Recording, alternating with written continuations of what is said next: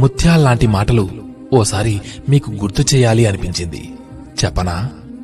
కోటీశ్వరులు కావడం అందరికీ సాధ్యం కాదు, కాని నిజాయితీపరులు కావడం ప్రతి ఒక్కరికీ సాధ్యమే.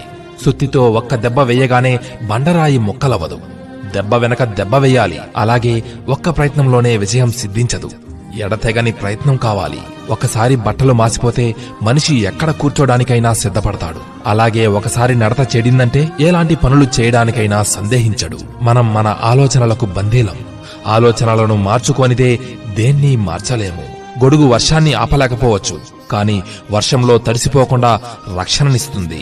అలాగే ఆత్మవిశ్వాసం విజయాన్ని తెచ్చిపెట్టలేకపోవచ్చు, కాని విజయపదంలో ఎదురయ్యే అవరోధాలను అధిగమించగల శక్తిని ఇస్తుంది. బలవంతుడికి బలహీనుడికి మధ్య జరిగే ఘర్షణలో ప్రేక్షక పాత్ర వహించడమంటే తటస్థంగా ఉన్నట్లు కాదు, బలవంతుడి పక్షం వహించినట్లే. అతి నిద్ర, బద్ధకం, భయం, కోపం, నిరాశావాదం ఈ 5 అతి చెడ్డ గుణాలు.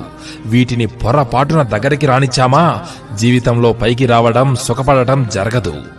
అహంకారం ప్రతి ఒక్కరి నుంచి ఆఖరికి భగవంతుడి నుంచి కూడా దూరం చేస్తుంది.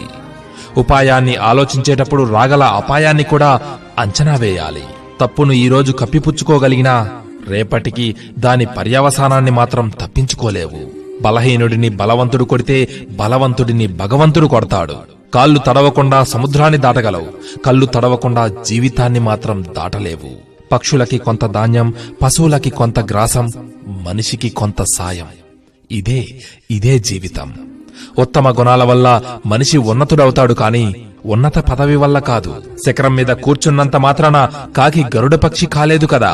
తలపై మోసే భారాన్ని ఇతరులు కొంత పంచుకుంటే బాధ తగ్గుతుంది, కాని ఆకలి బాధను, అజ్ఞాన బాధను ఎవరికి వారే తగ్గించుకోవాలి. మంచివారు దూరం కావడం అంటే చెడ్డవారు దగ్గర కావడమే.